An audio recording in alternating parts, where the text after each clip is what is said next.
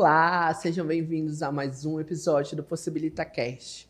O PossibilitaCast é resultado do programa Possibilita Escola de Impacto, realizado pelo Impact Hub, parceria Singular e Consultoria e Fundação TID Setúbal. Se você ainda não me conhece, eu sou Rainey Duarte e tenho a honra de conduzir esses bate-papos cheios de inspiração. E hoje o nosso tema é liderança feminina em diferentes setores. E para falar sobre esse tema, eu trago uma grande amiga aqui hoje no podcast, que já participou enquanto o nosso podcast lá na primeira temporada era apenas em áudio. Vocês podem conferir isso na sua plataforma de streaming favorita. Suelen Araújo. Suelen Araújo, ela é representante do Instituto Ágape, mas ninguém melhor do que ela para se apresentar. Suelen, quem é você na jornada de impacto social? Oi, Rainey, boa noite. Eu estou aqui muito feliz, né, por mais esse convite. De fato, lembro daquela primeira temporada, né? Foi muito bom poder compartilhar toda a experiência que eu tive dentro do Possibilita. E hoje estou aqui novamente, né, com muito prazer, falar um pouco sobre a minha jornada, falar sobre tudo que já vivenciei nesses mais de 10 anos de impacto social aqui na cidade. De formação, né, sou formada em serviço social, tenho especialização em gestão de políticas sociais. E atualmente trabalho em uma organização onde a gente implanta bibliotecas comunitárias por toda a região da Amazônia Legal brasileira. E também, né, sou fundadora do Instituto Ágape Manaus, que é um instituto que já faz um trabalho também há mais de 8 anos aqui na cidade. E realiza isso e muito mais também. Como ela falou, muita experiência no setor de impacto social. E a gente sabe que em todos os setores as mulheres elas enfrentam maiores desafios. Eu gostaria de saber, Suelen, quais foram os desafios que você enfrentou e quais foram os aprendizados que você teve durante a tua jornada e que você, tanto do Instituto Ágape quanto das suas outras frentes. Legal. Bom, hoje mesmo eu estava lendo um artigo sobre voluntariado, né? E aí, pela revista Isto É, e tem uma pesquisa que eles fizeram que atualmente, dentro do campo do voluntariado, a maior parte são mulheres, né? Cerca de 65%. Isso me fez refletir bastante, porque, de fato, né, nesses 10 anos de impacto aqui em Manaus, a maior parte da minha rede de apoio e quando eu vou falar com organizações, né, ou outras associações, são mulheres que estão à frente, a maioria das vezes. E isso me faz refletir bastante o quanto que nós, mulheres, sempre nos colocamos no fronte das lutas sociais, né, do movimento cívico e de outras tantas lutas, né, por igualdade, né, por uma redução realmente de todas essas mazelas sociais. E principalmente nós, né, eu sou oriunda de periferia da Zona Norte de Manaus. Então, dentro dessa caminhada toda, são diversos desafios, né? Eu acho que primeiro vencer essa perspectiva do nosso... acho que ter uma perspectiva de futuro, de onde eu venho, né, ali do Monte das Oliveiras, é um bairro que até hoje, infelizmente, né, ainda não tem uma estrutura boa, então a gente acaba ficando realmente à margem, né, da educação, do lazer, do esporte, e a gente entende que isso são direitos básicos que a gente poderia ter tido acesso, eu poderia ter tido acesso na minha infância e não tive. Então, eu olhando para aquela comunidade, olhando para minha família e sabendo que eu queria um futuro melhor para mim, né? Eu me desafiei ali na educação fundamental, escola pública, médio também, a ir para uma faculdade, conseguir pensar no futuro melhor para mim. Esse foi o meu primeiro desafio, realmente escolher realizar os meus sonhos com essa determinação, que não é fácil, né? É um desafio bem, bem grande, não tendo condições financeiras, não sendo, né, como muitos brincam, né, a gente não nasceu herdeira. E quem não nasceu herdeira, a gente tem que caminhar, né, muitos quilômetros a mais. Então, esse primeiro desafio de vencer, de olhar para além de onde eu nasci, né, não olhar para aquilo como o meu, aqui é só isso que eu mereço, então só isso, é aqui que eu vou ficar para sempre. Como, infelizmente, tem muitos jovens que acabam, né, se acomodando naquele mundo porque acham que não tem outra perspectiva ou que não são capazes, ou que não lhes foram mostrados ainda outros caminhos. Então, eu tive que romper aquela bolha e sair em rumo aos meus sonhos, às minhas realizações. E muito disso é a minha base, como minha mãe, minha avó, minhas tias, sempre mulheres, né, por trás, né, do meu lado, realmente me sustentando, me guiando, me inspirando a conquistar os meus sonhos. Então, eu acho que dos meus maiores desafios, eu sempre olhei para o lado e tive mulheres fortes, potentes para me impulsionar a não parar. E até hoje, né? Eu vejo Até cercadas hoje. de mulheres fortes e Exatamente. potentes. Um resultado de toda essa caminhada foi o Instituto Ágape. Explica pra gente o que é o Instituto Ágape, quais são as atividades, como essas atividades acontecem, como que vocês causam impacto, não só na vida de mulheres também, que tem esse público, mas na vida de quem o público foco de vocês. O Instituto ele foi fundado em 2015 por mim, pela minha irmã e por mais uma amiga que também estava conosco desde o início, né? Ou seja, 3 mulheres ali, né? E a minha mãe que a gente sempre fala que ela é a diretora da escola do Ágape, ela né, que está ali sempre realmente dando esse apoio. Então, a gente começou o Instituto com muito esse intuito de causa social mesmo, né? Então, muito no campo da assistência ainda, né? Com cestas básicas, como a maioria dos projetos sociais iniciam, com uma base muito assistencial. E um ano depois, a gente começou a perceber que a gente precisava focar na base realmente estrutural de qualquer sociedade, que é a educação. Então, a gente já foi para esse campo já da alfabetização, do acompanhamento pedagógico, reforço escolar. Mesmo não tendo muitos profissionais na época como voluntários, a gente conseguiu montar aquele primeiro plano de ação e começar o reforço escolar ainda na casa da minha mãe, né? Era um quartinho ali 4x4, sem cadeira, sem móveis, sem nada, apenas as crianças e a nossa vontade de ensiná-las, né? De alfabetizá-las.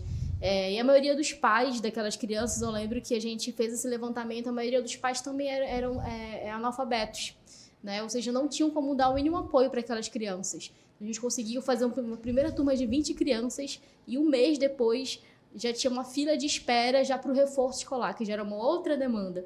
Então, a gente começou o reforço escolar naquele mesmo ano, já para a turma de 1º ao 9º ano do ensino fundamental. E já fomos do quartinho da minha mãe já para a sala da minha mãe, né? Ali ela cedendo sempre o espaço para a gente. E aí outros projetos sociais passaram a nos conhecer e fomos criando e conhecendo essa rede de apoio também de outras ONGs, sempre contando com esse apoio, né, de outras associações para nos ajudar. Com doações, com visibilidade, fazendo ações sociais, mesmo Dia das Crianças, Páscoa, distribuição de materiais escolares. E aí também surgiu a oportunidade de a gente fazer cursos para as mães dessas crianças. Então, acabava que a gente começou a impactar não só a vida daquela criança, mas de toda a sua família, né? Sempre eram cursos voltados à geração de renda, né? Como artesanato, bolos, salgados, crochê, enfim, sempre nesse intuito que hoje elas pudessem replicar essa atividade para gerar algum tipo de renda para sua família.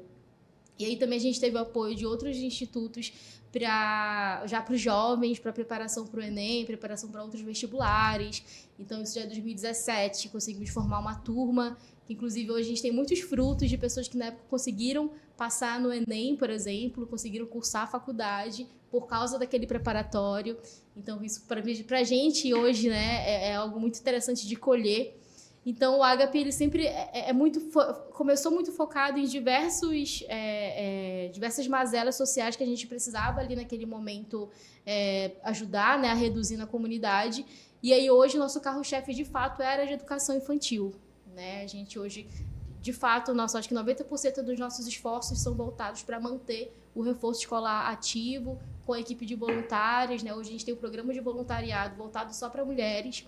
Então, esse ano a gente iniciou esse programa e tem dado super certo, né? A gente conseguiu diversas pessoas da área mesmo de pedagogia e jovens que querem fazer pedagogia futuramente, que estão finalizando o ensino médio e já estão com esse passinho na universidade e estão meio que já atuando, né, um campo ali no Ágape para tentar realmente se descobrir na sua carreira. Uhum. Que legal, Suelen. Desde o início da tua fala, a gente percebe que uma palavra e se repete muito, e principalmente agora a tua frente atual, toda a jornada é educação. Sim. Né? Na tua visão, qual é o papel da educação para a emancipação das mulheres? Você já até deu uma pincelada em algumas coisas, mas eu queria verificar a tua opinião. Sim. A educação, para mim, na minha vida, especificamente, foi a ponte e é a ponte que me liga à realização dos meus sonhos. Sem dúvida. Eu acho que se meus pais, né, não tivessem lá na minha infância me incentivado, me apoiado, minha mãe, principalmente, né? É que faz todo que manteve toda aquela rotina de cuidado, de me acordar, de dar o banho, de dar comida, enfim, né? E isso é fundamental para que a criança consiga chegar na escola com qualidade, por exemplo, né? Saudável, cuidando da minha saúde. E aí, posteriormente, já no meu ensino médio, né? Me colocado numa das escolas melhores, mesmo que seja uma escola pública. Foi uma das melhores escolas que, naquele momento, ela conseguiu me colocar e me acompanhava, estava sempre presente na escola.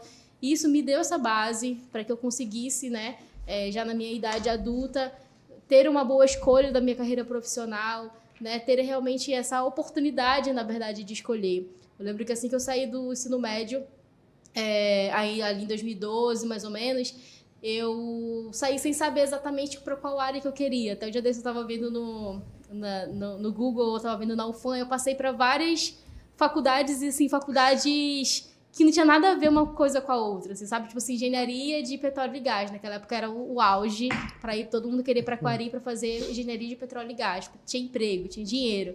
E aí eu também fiz na época para pedagogia.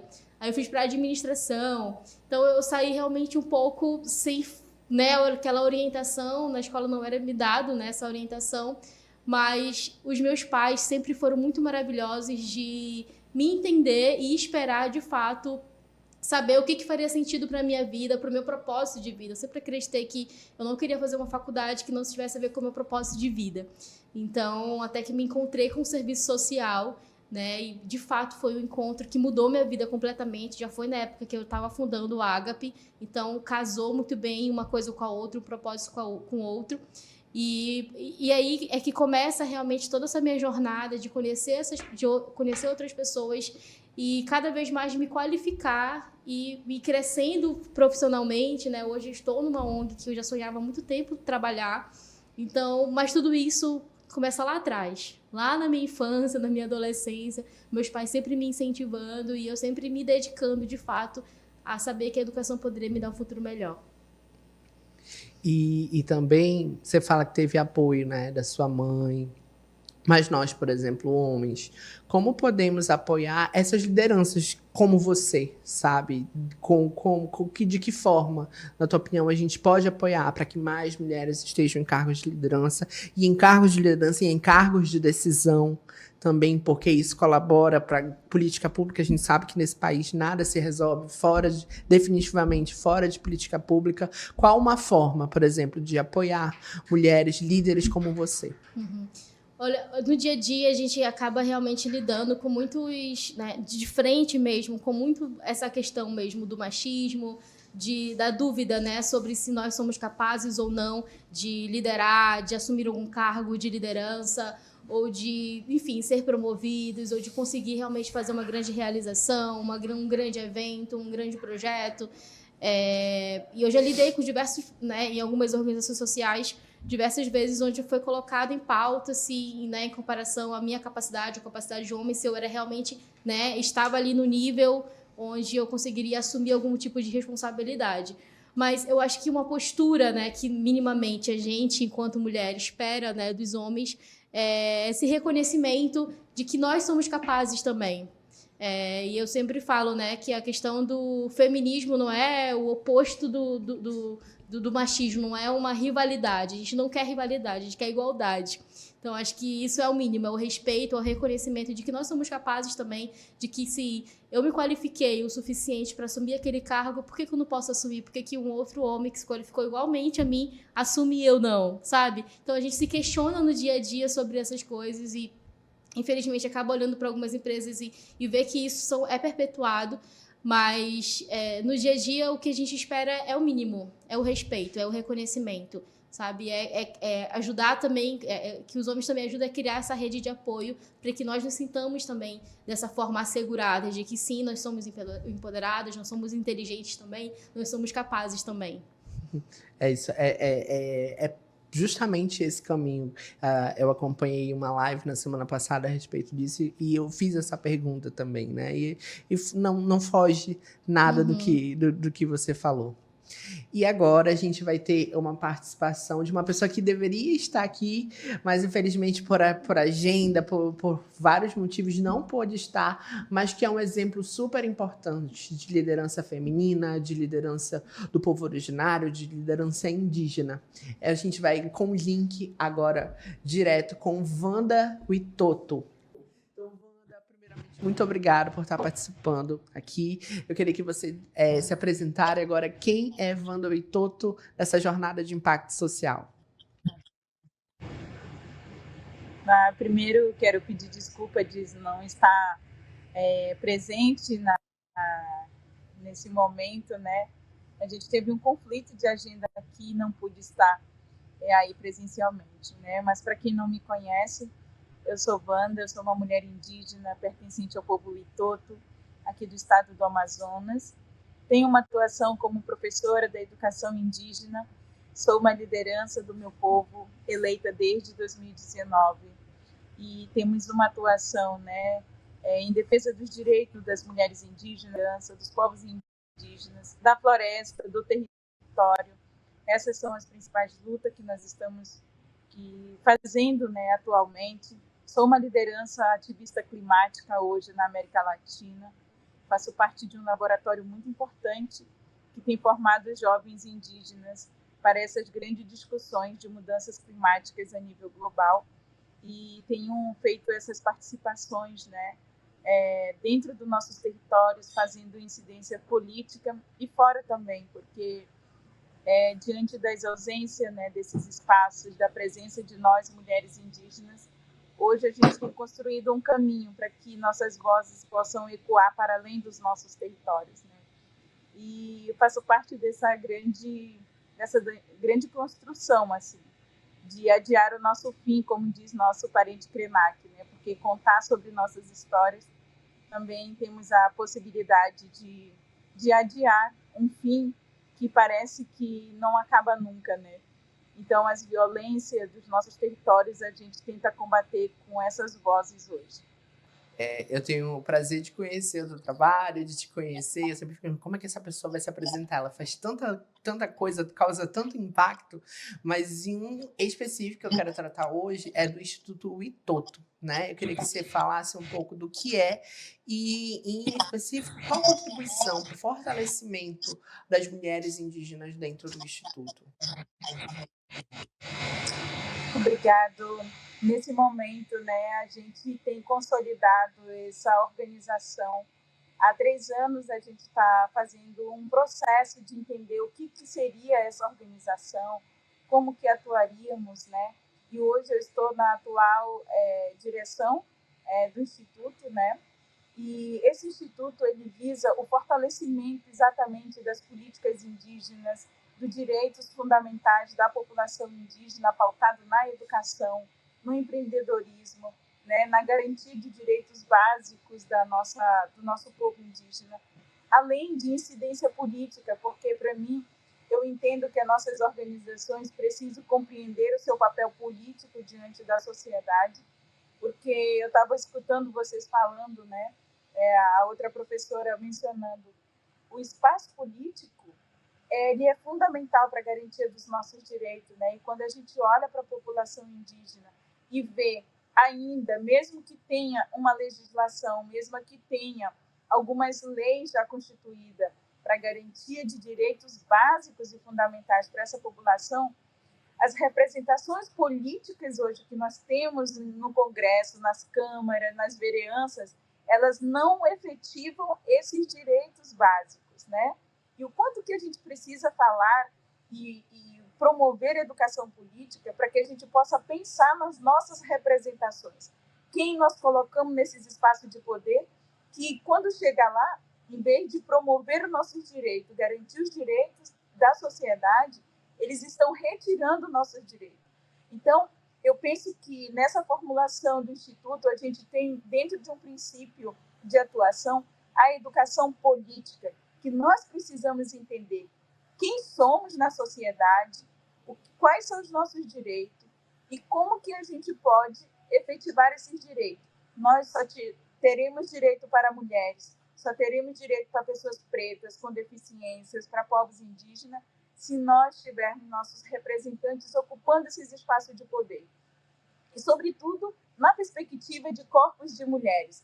Para mim, é uma luta, assim, é uma missão de vida hoje também, a partir desse mecanismo da nossa organização, preparar mulheres, encorajar mulheres para ocuparem, porque também há um grande medo, há um grande receio por conta dessas violências políticas que são direcionadas para nossos corpos, uma vez que a gente tenta chegar nesse espaço, né? Eu venho de uma caminhada política e eu tenho como uma primeira experiência a violência política direcionada para meu corpo, que historicamente já vivencia várias mazelas dessa sociedade que nos discrimina, que não nos respeitam, né? Então, esse processo de educação política, a gente vai assumir uma frente, uma ação para criar um laboratório a partir do Instituto, um laboratório de educação política para a América Latina, né? Então, como eu faço parte de um movimento na América Latina, a gente quer liderar esse movimento de educação política no nosso país e para outros territórios também do território brasileiro, né? Então, a gente está em uma grande articulação a partir da nossa organização para a gente criar um laboratório de educação política para povos indígenas na América Latina. Wanda, e você falou uma frase muito, muito emblemática, que é ocupar espaços.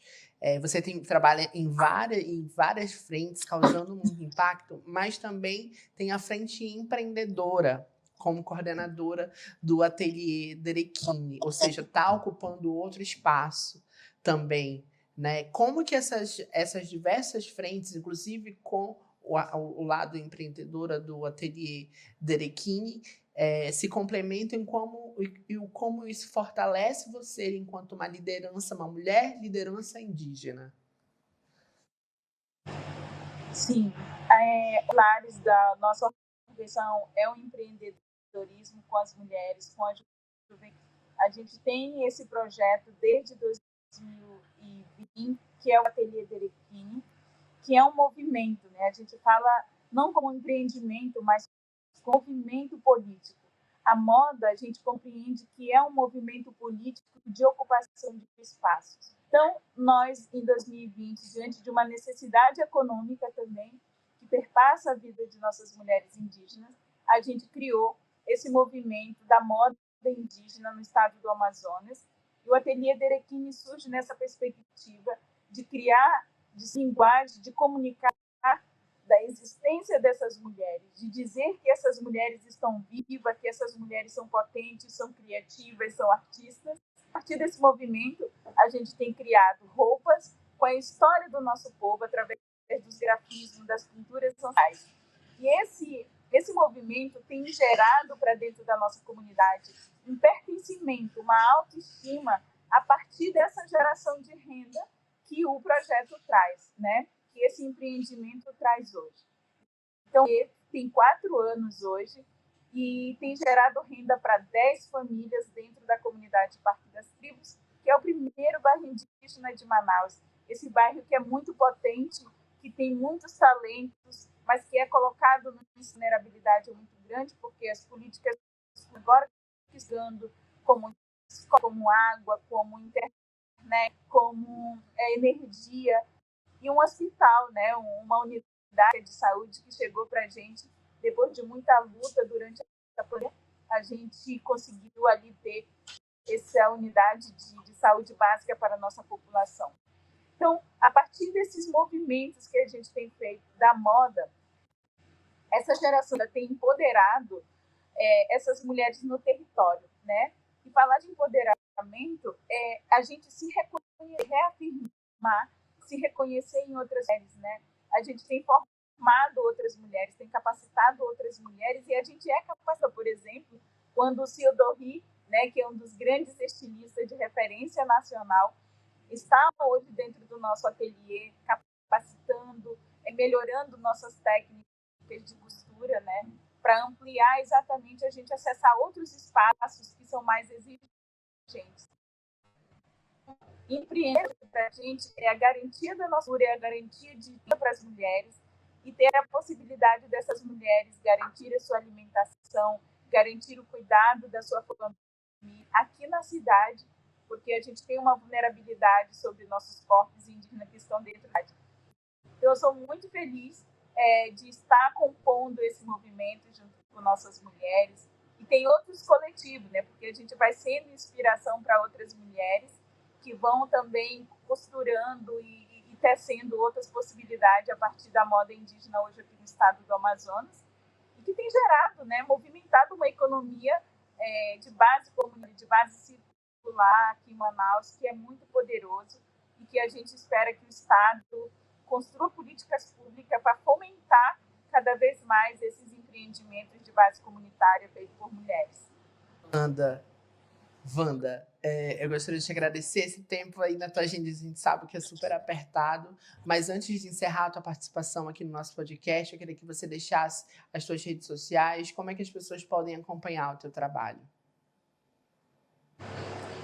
Sim, antes de eu dizer minha rede, também dizer da parceria importante do Impact Hub, desse programa Possibilita, que a gente está inserido, né? Eu fui uma das selecionadas e a gente teve a oportunidade de ter um curso de formação, de escutar outras realidades de outras lideranças tão importantes dessa Amazônia, que tem colocado, né, sua vida, sua energia, seus conhecimentos à disposição da coletividade para a manutenção dessa floresta, para o resguardo desse ecossistema que é tão importante para o planeta, né? E vocês aí que estão ouvindo essa mensagem, quiserem acompanhar o nosso trabalho, o meu arroba é Wanda Witoto com W, e o Ateliê Derequim, né? Arroba Ateliê Derequim. Por lá também são feitas as vendas nessa plataforma do Instagram. E ela é o principal veículo de comunicação com a nossa marca e com nossas histórias, com a nossa realidade ali. Então, acompanhem por lá, sigam, curtam, compartilhem, que isso fortalece muito a gente por aqui. Obrigado, Wanda, pela participação. Agradecer a participação e dizer que para a gente é uma honra sempre ter lideranças como você participando do programa Possibilita Escola de Impacto. E voltando agora aqui para o estúdio, a gente já está chegando no finalzinho desse episódio, mas antes eu gostaria de agradecer os nossos parceiros, novamente Singular Consultoria, Fundação TID Setúbal, os nossos parceiros de conteúdo desse estúdio maravilhoso, que é o Space Game, escola de tecnologia. Então, vocês conheçam esse espaço. E antes da gente encerrar aqui a participação com a Suelen, eu gostaria que você dissesse como é que foi a participação sua no Possibilita, em uma palavra que defina a tua trajetória dentro do programa Possibilita, você que foi, acho que da primeira turma, né? E deixar as tuas redes sociais para que acompanhe o teu trabalho, o trabalho do Instituto. Legal, acho que uma palavra foi conexão mesmo. Eu conheci lideranças incríveis, né, ali naquela primeira turma, também obtive muito conhecimento. A bolsa também de estudos que eu ganhei, né, foi sobre mensuração de impacto, que me ajudou bastante, tanto no Agape quanto na minha vida profissional também. Então, isso me trouxe muitas técnicas, muitas habilidades novas. E me conectei com gente incrível aqui de Manaus, né, de outras zonas da cidade que eu não conhecia ainda, projetos sociais de impacto real ali na ponta. Então, eu aprendi demais com essas pessoas. E quem quiser acompanhar nosso trabalho, né, pelo @Instituto Agape Manaus, a gente está no Instagram, Facebook, e por lá a gente também posta todas as nossas atividades, nossas campanhas, nossas oportunidades de voluntariado também, quando a gente tem vaga. E toda a nossa história também está ali, né, resumida pela rede social. O meu pessoal é @SuelenAraújo_. Também posto muita coisa do que eu faço para além do Agape, né, e outras frentes que eu atuo. E é isso, vai ser um prazer também poder ter mais pessoas ali, né, acompanhando a gente, compartilhando aquilo que a gente tem feito. E muito obrigada também pela oportunidade, sempre muito importante dar visibilidade para as causas que a gente carrega. Então, para mim, é maior do que eu essas causas. Então, estar aqui podendo dar voz a essas causas, para mim também é muito importante. A gente que agradece. E por último, não menos importante, eu queria agradecer você que ficou aí até agora nos ouvindo ou nos vendo e pedir para que você compartilhe esse episódio com amigos, familiares, nas redes sociais. Eu sou Rainey Duarte e esse foi mais um episódio do Possibilita Cast. Vejo você no próximo. Até lá!